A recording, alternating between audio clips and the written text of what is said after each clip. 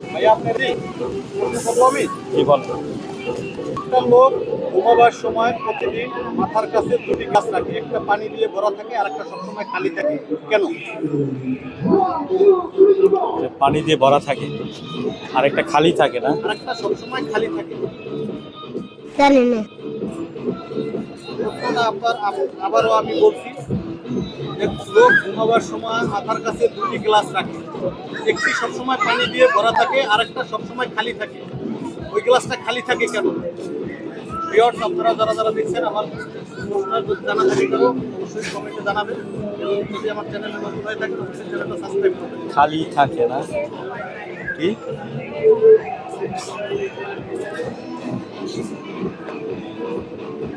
এটা মনে হয় এসি রাখার জন্য এরকম। নেক্সট তুমিও ফেল। তুমি ফেল।